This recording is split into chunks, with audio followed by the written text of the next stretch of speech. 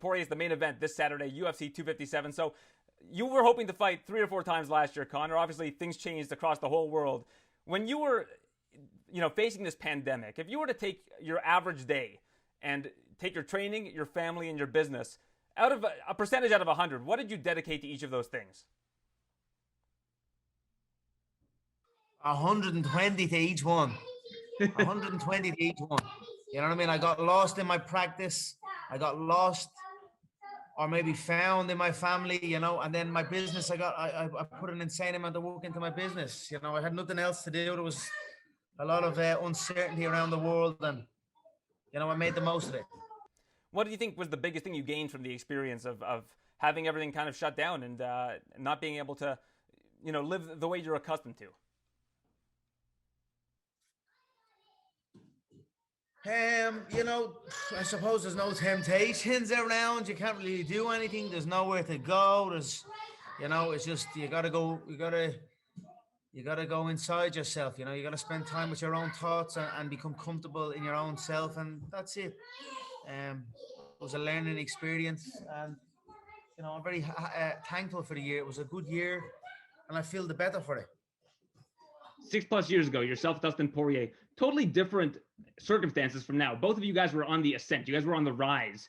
Everybody was saying Conor McGregor is going to be the next big thing, and everybody who faced you was tasked with trying to derail that train. Nobody was really able to do that. You became a 2-division champion. But now both of you guys are so established. We've seen what you've done. In the last 4 years, I think Dustin Poirier has had the toughest schedule of any mixed martial artist. How do you think that changes the circumstances, at least inside the cage, for this particular fight? Um, he's had some tough fights that can go one or two ways. Pros, it's you've got experience in there. Cons, it can damage the body. I know he's been through surgery, had hip surgery recently, and you know I'm confident going in. I think his skill set's pretty similar. I don't think it's any different, to be honest. He's all his reactions, all his shots, all his movements are very similar. He's just had more octagon time You since we mentioned last fought. So You mentioned octagon time. They say there's no substitute for in-cage experience, but in the last 2 years, he's only seen 40 seconds of you in the cage. Is that a disadvantage for him because of all the things you've added to your arsenal? yeah, for sure. I'm coming in. I feel in amazing shape. I am in amazing shape. My skill set. I've grown so much in so many areas of fighting, and I'm just eager to get to show it. Like you said, it was a turmoil of a 2020. I didn't get my competition which I wanted. You know, I want to put my work to the test. I want to put it out there for the world to see. I want to entertain the fans, my die-hard fans, my hardcore fans that have supported me through thick and thin. I want to go down back to 155, cut weight over the Christmas. This is all for my fans and for the people, to entertain them. And I'm eager to get in, showcase all my work. And, Dustin does not know what he's in for. That's for damn sure. Although I think he does know what he's in for, to be honest. I mean, we fought before, but it's even more ferocious this time. That's for damn sure. You're all about the psychology of this sport. How hard would it be for someone to block out what happened in that first fight if you're Dustin Poirier? I see him reacting a lot. I see him hesitant. I see him in a rush, in a panic. Pretty much the same way I saw him the last time. That's going to be in his head for sure. But it was in his head beforehand. You know, then it became reality. So now it's going to be in his head before this one, but it's also a reality. So it's a double whammy. You know what I mean? And now he's facing the double champ. So I'm going to go in and put my work on him and get him We out of there in spectacular fashion. We spoke a year ago, and you said something that stuck with me since then. We were talking about Khabib, and you said when you went to Brooklyn, the job was done. He stayed on the bus, and that's why the fight became almost secondary that time. You felt you had already won. Seeing what happened in the fight, does that reinvigorate you? Is that why you want to rematch so badly with Khabib, to show that what happened in the cage wasn't an accurate indication of what a prepared Conor McGregor would look like? Yeah, of course. I'm my competitive nature. You're right. The job was done in Brooklyn. He didn't get off the bus. He embarrassed himself. He embarrassed his people. The way he tries to portray himself, and But look, that's a different time. It's 2021. You're talking 2018 now. There's a competitive nature in there now. I would like to compete. You know, correct. And he doesn't want it. He's afraid of it. Let's be real here. He's walking away from the sport. He's, you know, um, and at the end of the day, I smacked his whole family around inside that octagon.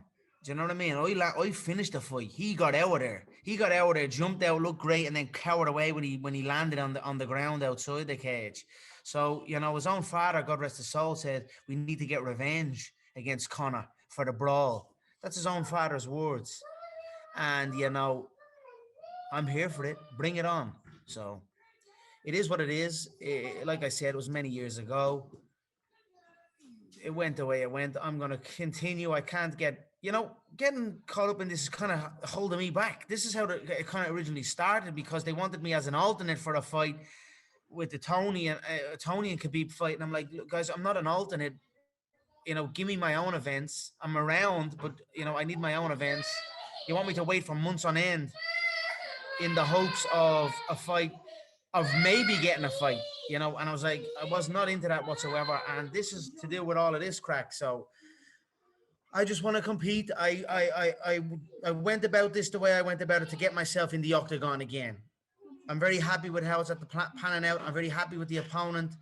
I believe the top of the division is Dustin, and former champion, former foe. It's a great fight. I get to see Fight Island. I almost made it with no fans. I would have been excited to get in and showcase my power with no fans. That wasn't to be. We've got a couple of thousand, but a couple of thousand with McGregor's power is like minus fans, you know. So I'm looking forward to showcasing that. And, you know, all in the past. We're into the future. It's positive. It's composure is what it is, maturity. And that's it. You talk about maturity, and you mentioned 2018, the press conference back then. Is that Conor McGregor still in there somewhere? The Conor McGregor that you know puts on the big show outside of the cage?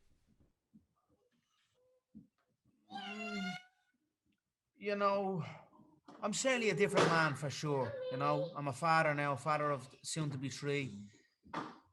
I've been through a lot of personal things outside the octagon and inside the business side of the octagon. And, you know, I don't know. I couldn't tell you that. I'm just me, who I am in the given, in at any given time. You know, I am what you see. I am what the UFC slogan is. I am as real as it gets. You spoke to Tony Robbins. You said something very interesting about Dublin number 12, where you grew up, that you're not supposed to get out of there. You're not supposed to be where you are. I look at your approach right now, and you were talking to Ariel Helwani and said that you'd want to fight Ayla Quinto. You'll fight anybody that they put in front of you. Are you trying to get back to becoming just another fighter in the division almost? Like, go back to the blue-collar roots of how you came up as a fighter? Yeah, you know, I'm just trying to compete, man. They won't give me, you know, it's hard. I'm finding it hard to get the bouts. That's it. I want competition. I can get them. You know, I'm like, but now I have one, so that's all I'm focusing on. And I'm open to fight anyone on planet Earth.